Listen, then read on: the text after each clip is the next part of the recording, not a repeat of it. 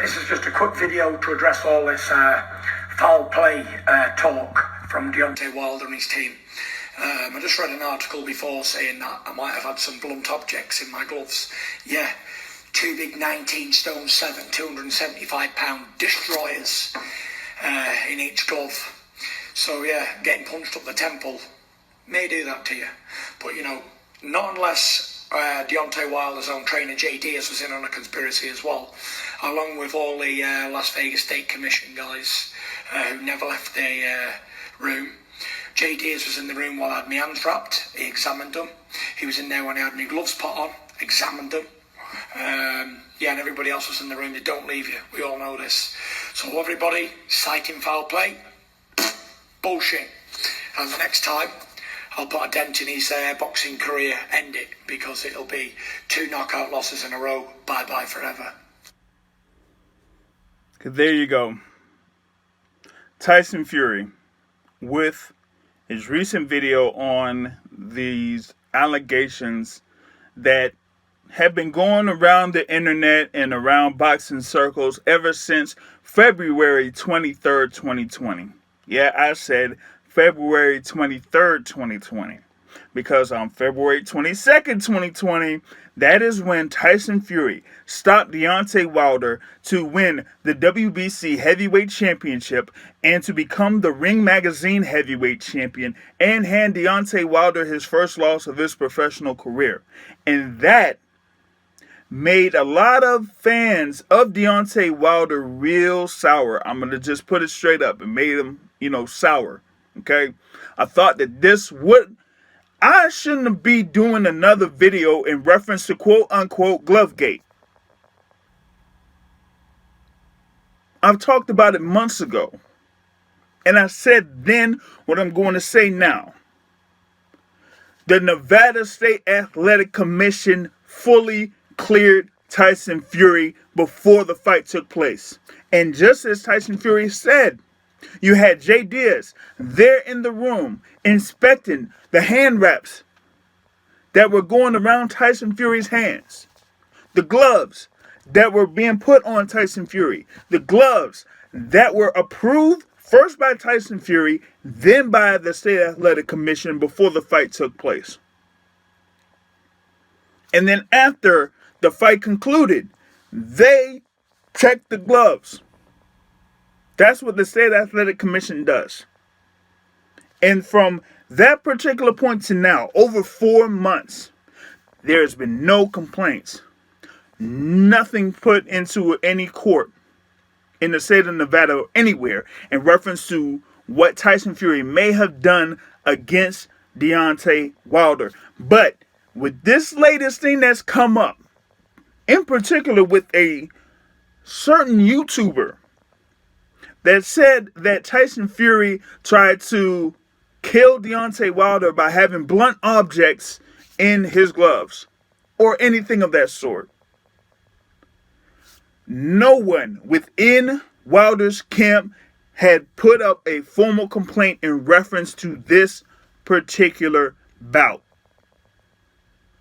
None of those within his camp said, you know what? We're not going to have this third fight with Tyson Fury because in February 22nd, 2020, Tyson Fury did this. He did this. He did this in order to gain a competitive advantage over Deontay Wilder, which did not fall within the legal limits of the rules set forth by the State Athletic Commission or any competitive boxing match. You've never seen that. Never.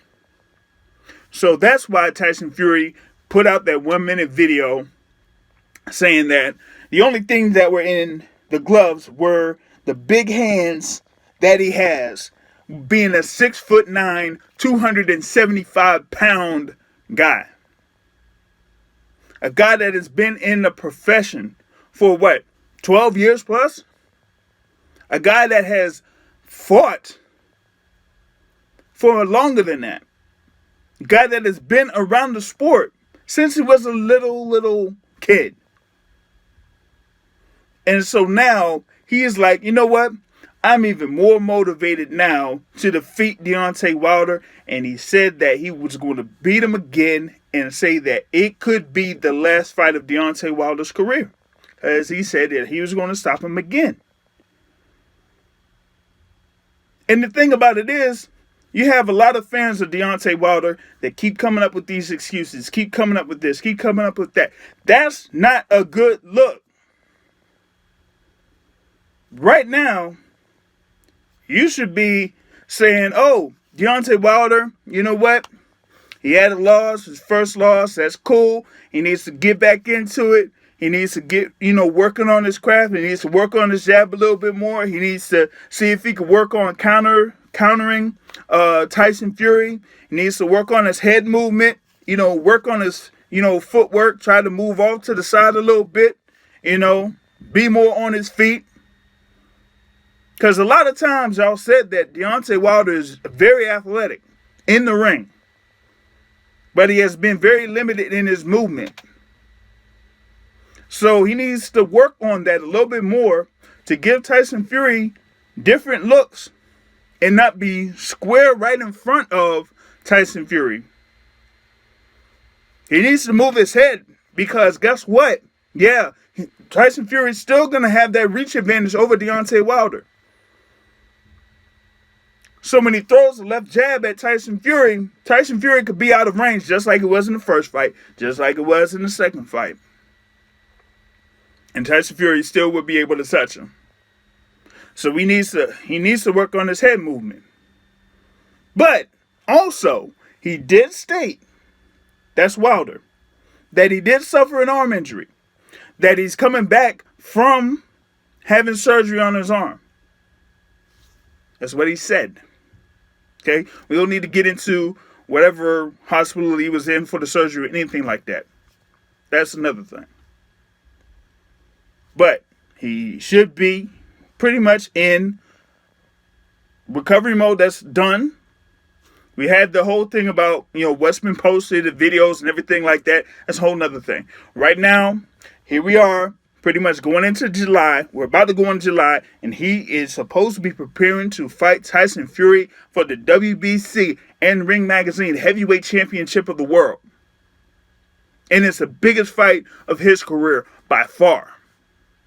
Because Tyson Fury says that he is looking to end Deontay Wilder's career. Whether the fight's going to happen in October or November or whatever.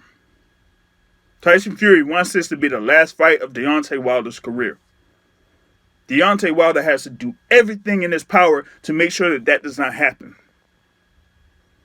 And this whole thing about all this talk about Tyson Fury doing this and doing that, coming from the fans of Deontay Wilder, that needs to be out of it. Just out of it.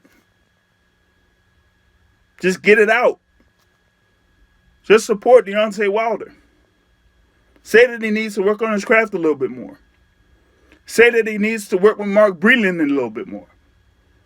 Say that he needs to, have advice coming from a Lennox Lewis or an Evander Holyfield or a George Foreman or whoever wants to visit him.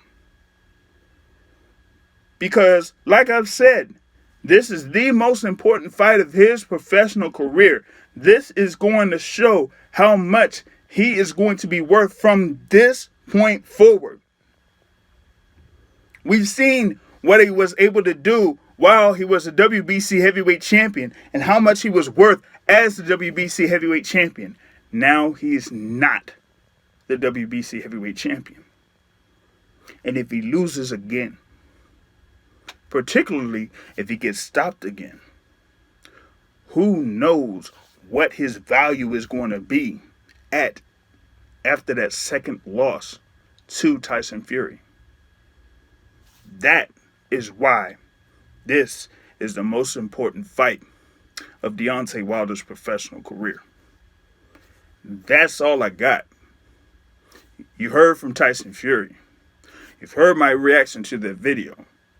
You've heard what I've stated in reference to people that keep coming up with these excuses about Tyson Fury supposedly cheating on February 22nd, 2020.